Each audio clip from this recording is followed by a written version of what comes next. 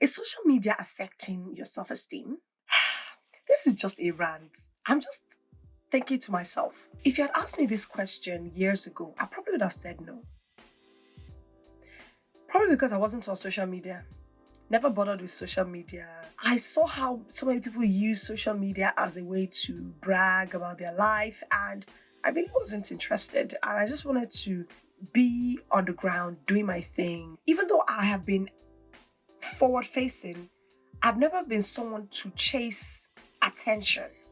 I guess that's the way to put it. But then starting a business and coming into this creative space, which I genuinely enjoy, I've realized how important social media is, whether it's building a brand or just building your own authority. I got a comment recently, and that comment was kind of talking about why do we need to hide our belly? This is the way we are. We don't need to disguise our belly, and that is conforming to societal norms and conforming to what, the judgment of society.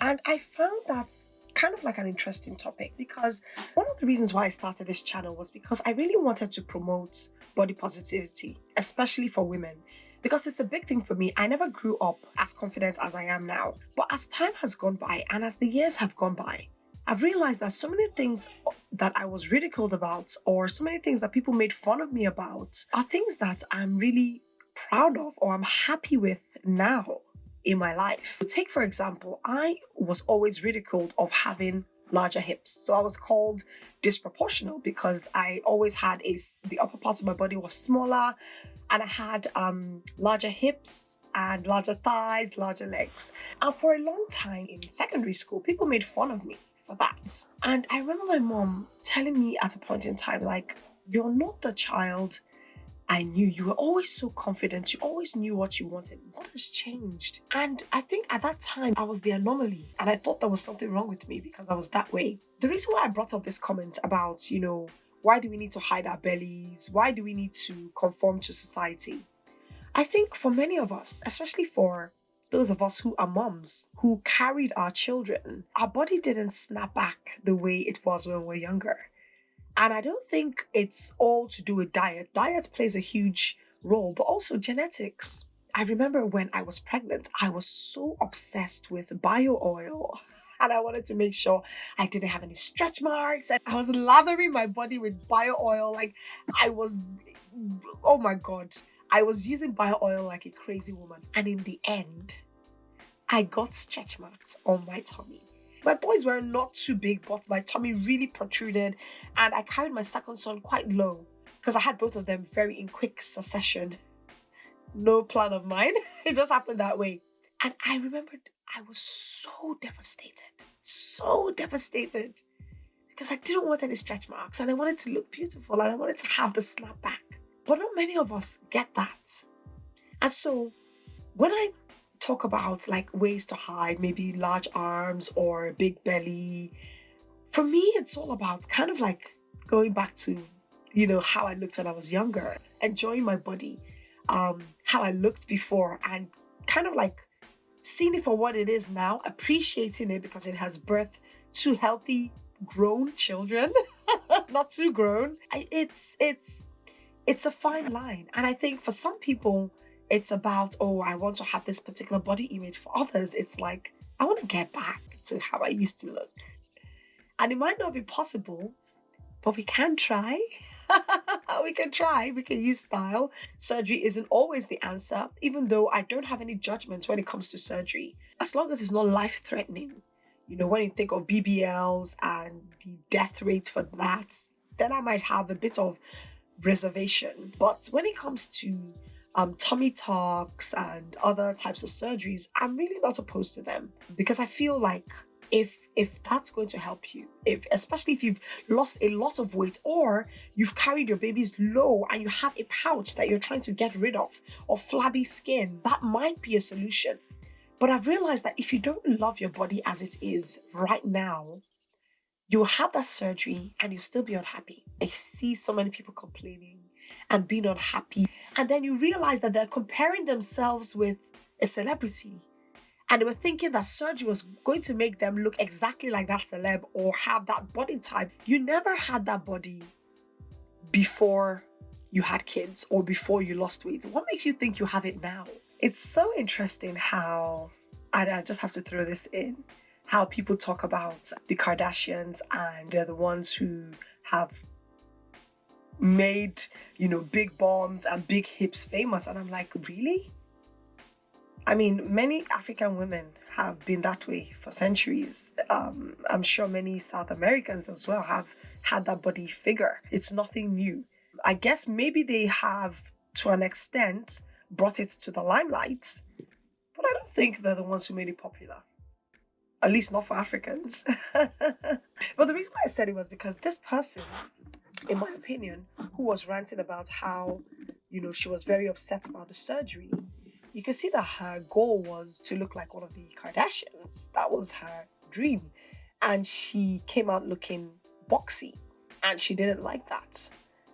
And it's so funny how surgery has made people feel like that's the only solution or that's the only way, rather than just embracing or going deep within to understand what's going wrong, how much of it is maybe trauma or something that has happened in the past that they need to heal.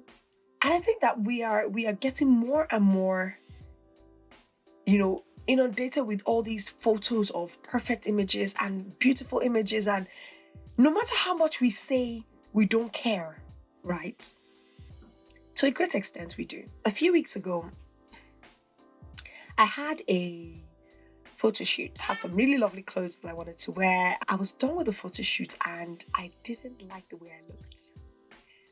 Of course, I had gained a lot of weight. I was the biggest I ever had been, but I think I was doubly sensitive about the way I looked because it was going to be on social media. And my friends were like, "Oh, you look good. I love these pictures." And I was like, "No, I don't like them. I don't want them to be on social media." Like, I was extremely critical about my body. And I was asking myself, like, have I always been this obsessed with the way I looked? I wanted to use this analogy of watching a movie. You're watching a movie, you know it's a movie. You know that no one is actually going to die in real life. But you have these emotions to the point where sometimes you even cry, or you're worried about something. You know it's a movie, but there's something about it that just evokes some kind of emotion, in you and from you. And I realized that we're internalizing so many things as we watch or we look at social media. And we're not realizing how much it's affecting the way we are and the way we look and the way we feel. It's very interesting the way people react to social media. Like there's a group of people that feel, oh, social media messed everything up. Before social media, life was good. We didn't do all these things. There wasn't so much negativity out there in the world. But is that really true? I feel that social media has magnified it, but it doesn't mean it wasn't there before. The comparison was always there. The judgment was always there. The envy was always there. The pride, the bragging, the show off, show me type life was always there. I think it just goes back to going within and really evaluating what is important in life. At the end of the day, on your dying bed, are you really going to care so much about not looking enough?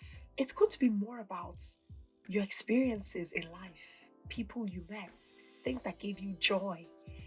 And a lot of this ties also to your self-esteem. What makes you happy? What makes you confident? And I think that we need to go back to really asking ourselves that question. What gives you joy? What makes you happy? What makes you confident? How you want to feel in life is so important because it helps to remove that feeling of not being enough, not doing enough. I remember after I went through the phase of people making fun of me and all that. But before then, I actually felt I was beautiful. I actually felt I had a nice body until people began to tell me how, my hips were big and I had big legs and all that. It's not about having the perfect body or the perfect shape or the perfect look. It's about that inner confidence that just radiates from you, that people can see and they're attracted to and they want more of it. And that's what I desire. I desire that inner confidence, not like a cocky type of confidence, just that knowing that, you know what, I'm good. I look good. I'm okay. I have legs that work. I have a body. I can eat. I can sleep. I can dance. I can run. I can jump. I'm alive. You know? This is just a rant, just a talk. It wasn't anything scripted. It wasn't anything planned. I just thought to talk about it because I don't want people to feel like, the goal is to look perfect. I think the goal is to look comfortable in your own skin and to own that confidence. But yes, is social media affecting your self-esteem and your body image? Is it? I think I would say, in my opinion, it's not necessarily changing it, but it's making me more aware and more conscious of the way I look, the way I put myself out there. And if you're someone who has had any type of surgery, cosmetic surgery, can you be honest and let us know how much of it was something you always wanted to do, or how much of it was like the influence of social media and what the perfect body image is and all that? I'd love to know. If people can be honest, it'll be amazing, because I think many of us can learn from it. Let's help each other out and let's lift each other up and encourage each other to be the best that we can be. And this is a safe space.